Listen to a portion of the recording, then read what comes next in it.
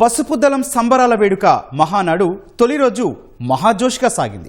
ఈసారి హైబ్రిడ్ విధానమైన ఎక్కడా సందడి తగ్గలేదు. ఎక్కడికక్కడ నేతలు కార్యకర్తలు తగ్గేదే లేదంటూ పార్టీ పండుగలో ఉత్సాహంగా పాల్గొన్నారు. రక్తాభిషేకాలు చేసేవారు స్వర్ణాంధ్ర చరిత్రను లిఖించలేరంటూ అధినేత చంద్రబాబు స్పీచ్ క్యాడర్తో అదరహో అనిపించింది. నెక్స్ట్ ఎన్నికల కోసం కాదు, వచ్చే తరం కోసం టీడీపీ పనిచేస్తుందంటూ పార్టీ లక్ష్యాన్ని సూటిగా చెప్పే ప్రయత్నం చేశారు. ఆకాశమే హద్దుగా యువత అవకాశాలు వినియోగించుకోవాలని సూచించారు. తెలుగుదేశం పార్టీలో ఇకపై మహిళలకు 33% సీట్లు కేటాయిస్తామన్న లోకేష్ ప్రకటన మహిళా నేతల్లో నూతన ఉత్సాహాన్ని నింపింది. గేర్ మార్చి మిషన్ మోడ్లో పనిచేయాలన్న సూచన క్యాడర్ను సూటిగా తాకేలా ఉంది. మొత్తంగా తొలి రోజు మహానాడు సరికొత్తగా సాగింది. మరింత సమాచారం మా ప్రతినిధి కృష్ణ గ్రౌండ్ రిపోర్ట్ ద్వారా అందిస్తారు.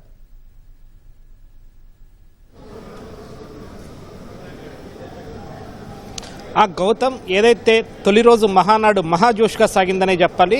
అధినేత చంద్రబాబు చెప్పినట్లుగా వాహనాలు జోరు తగ్గినా మాత్రం శ్రేణుల్లో జోష్ ఎక్కడా తగ్గలేదు.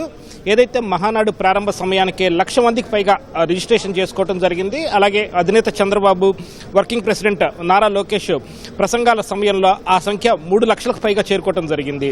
అలాగే మధ్యాహ్నం సమయానికి అది దాదాపు 4 లక్షలు చేరుకుంది. ఇప్పుడు మహానాడు తొలి రోజు ముగింపు సమయం దగ్గరికి వచ్చింది. ప్రధానంగా ఇవాళ కనుక చూస్తే సమయపాలన, మహానాడులో సమయపాలన అనేది ఖచ్చితంగా పాటిస్తూ వచ్చారు. ఆ టైం డిసిప్లైన్ పాటించడం కూడా పెద్ద ఎసెట్ అని చెప్పాలి. ఏదైతే ఉదయం అధినేత చంద్రబాబు సమయానికి రావటం, అలాగే అనుకున్న సమయానికి జెండా ఎగరవేయటం, అలాగే ఎన్టీఆర్ విగ్రహానికి నివాళులర్పించడం, అధినేత ప్రసంగం ఎంతసేపు ఉండాలో అంతవరకే సాగటం, ఇవన్నీ కూడా టైం డిసిప్లైన్ అనేది పక్కాగా సాగింది.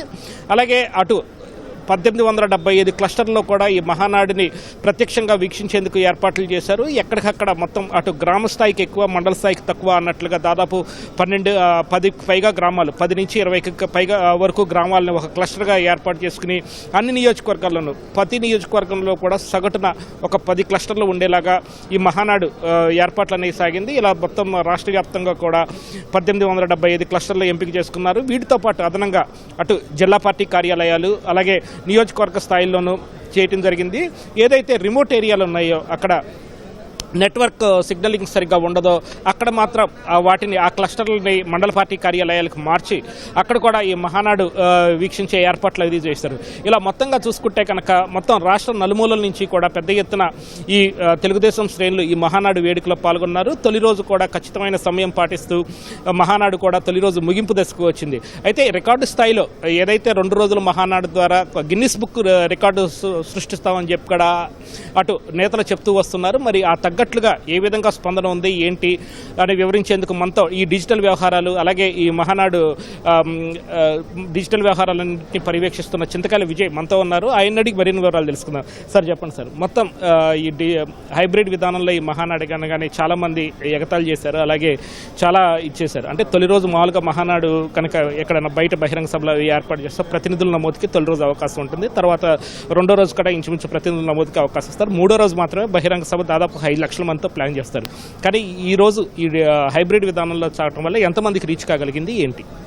ముఖ్యంగా అండి, హైబ్రిడ్ మహానాడు అని పేరు పెట్టినప్పుడు ఎంతోమంది చాలామంది వేలెత్తి చూపెట్టారు, ఏంటిది, ఏం మాట్లాడుతున్నారు, ఎలా జరుగుతుంది ఇది అని చెప్పి. కానీ చంద్రబాబు నాయుడు గారు ఎప్పుడు కూడా ఒక విజనరీ, ఒక టెక్ సావీ సీఎం కింద అందరికీ తెలుసు. ఆ టెక్ సావీని ఏం చేస్తారంటే అది కార్యకర్తలకు అనుసంధానం చేయడం, అలాగే ప్రజలకు అనుసంధానం చేసి ట్రాన్స్పరెన్సీని ముందుకు తీసుకెళ్లడంలో చంద్రబాబు నాయుడు గారు దిట్ట. అయితే నారా లోకేష్ గారు ఎప్పుడు కూడా ఛాలెంజ్ని తీసుకోవడంలో దిట్ట. ఆ ఛాలెంజ్ ఎలా తీసుకున్నారంటే, మంగళగిరి మీరు ఎలక్షన్ తీసుకొచ్చి ఎప్పుడు గెలలేని తెలుగుదేశం పార్టీని అక్కడ రెపరెపలాడించి గెలిపించడం. దాని తర్వాత మీరు తీసుకుంటే యోగాంధ్ర, నరేంద్ర మోడీ గారు వస్తున్నారంటే యోగాంధ్ర గిన్నిస్ బుక్ రికార్డు ఎక్కాలి, మొత్తం దేశంలోనే యోగాంధ్ర పేరు రావాలని చెప్పి కూర్చోపెట్టి ఉదయం 5-6 గంటల మందికి అంతమంది జనం వస్తే ప్రతి ఒక్కరు QR కోడ్ స్కాన్ చేసుకుని కూర్చునే విధానం చూసాం.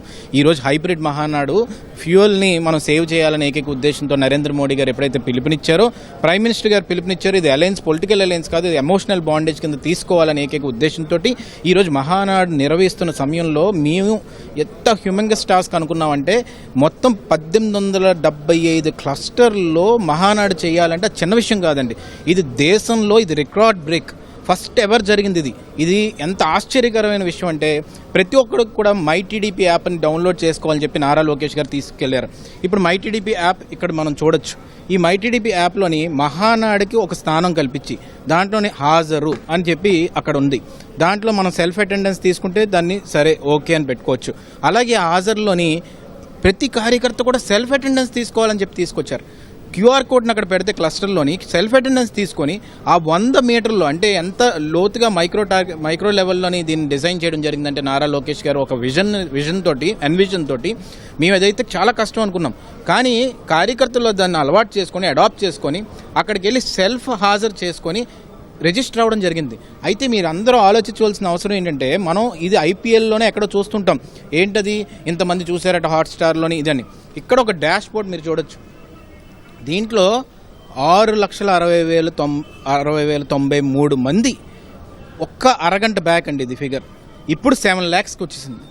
7 lakhsకి ఈ విధంగా రావడం అనేది చరిత్రలోనే కాదు, ఈ భారతదేశ పొలిటికల్ రాజకీయ పార్టీ చరిత్రలో 7 లక్షల మంది ఆన్లైన్ హైబ్రిడ్ విధానంలోని కూర్చొని క్లస్టర్ దగ్గర ఈ పండగను తీసుకొని వెళ్ళడం అనేది మొదటిసారి ఈరోజు ఈ దేశంలో జరిగిందనేది ఇది గుర్తుపెట్టుకోవాల్సిన అవసరం అయితే ఇది రికార్డ్ బ్రేక్, ఫస్ట్ ఎవర్, ఎప్పుడు జరగలేదు.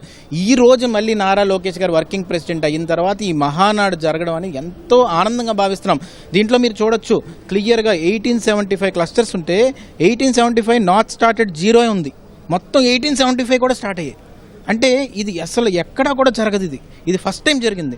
కాబట్టి నేను ఒక్కటే కోరుతుంది ఏంటంటే నారా లోకేష్ గారు నాయకత్వం ఎడ్యుకేషన్ డిపార్ట్మెంట్లో కూడా పాలసీ మేకింగ్లో ముందుకు తీసుకెళ్ళడం అన్నీ చేస్తున్నారు. అలాగే ఈరోజు హైబ్రిడ్ మహానాడులో కూడా 1875 క్లస్టర్స్లోని కార్యకర్తలందరూ కూడా పండగని వాళ్ళ గ్రామాల్లో జరుపుకోవడం అనేది ఎంతో ఆనందం వేసింది. ఒక్కొక్క నియోజకవర్గానికి 12 క్లస్టర్లో ఈ విధంగా చేయడం అనేది ఎప్పుడు జరగలేదు. అందుకే ఇది రికార్డ్ బ్రేక్ అంటున్నాను. 7 లక్షల మంది క్యూఆర్ కోడ్ని స్కాన్ చేసుకొని మెంబర్షిప్ ఐడిలో ఉన్న ఈ క్యూఆర్ కోడ్ని స్కాన్ చేసుకొని ఆ అటెండెన్స్ని తీసుకొని ఈ విధంగా చేయడం, దీంట్లో నేను భాగస్వామి అవ్వడం, కన్వీనర్గా నన్ను నారా చంద్రబాబు నాయుడు గారు నారా లోకేష్ గారు తీసుకొచ్చి దీంట్లో కూర్చోపెట్టడం అనేది చాలా సంతోషంగా భావిస్తున్నాను. ఇలాంటి చరిత్రలో నేను ఒక భాగస్వామి అవ్వడం కూడా చాలా ఇదిగా భావిస్తున్నాను. ఈరోజు ఒకటే చెప్తుంది ఏంటంటే టెక్నాలజీని అందరూ కూడా ఆర్టిఫిషియల్గా చూస్తారు, ఆర్టిఫిషియల్ ఇంటెలిజెన్స్ అంటారు. కానీ ఆర్టిఫిషియల్ ఇంటెలిజెన్స్ ద్వారా కూడా ఎమోషన్ బాండేజ్ తీసుకురావచ్చు అని చెప్పి హైబ్రిడ్ మహానాడు తయారు చేసింది. దాంతోపాటు కూడా మనం తిరుమలలో చూసుకోవచ్చు, మన ఏ ఇంటిగ్రేషన్ వల్ల కంజెషన్ ఎక్కడా రాకుండా 94,000 రికార్డ్స్ సాధించారు. అందుకే ఈ ప్రభుత్వం ఒకటే అండి, ఇంటిగ్రేషన్ ఆఫ్ టెక్నాలజీని సామాన్యుడికి అందుబాటులో వెళ్ళే విధంగా, వాళ్ళకి మంచి జరిగే విధంగా, అలాగే పార్టీలో కూడా స్ట్రక్చరింగ్ చేసే విధంగా ముందుకు తీసుకెళ్తున్నారు. అది గ్రేట్నెస్. ఇది తొలి రోజు మహానాడుకు సంబంధించిన విశేషాలు. కెమెరా పర్సన్ ఎంఎస్ఎన్తో VSN Krishna, ETV news, Amaravati. Over to studio.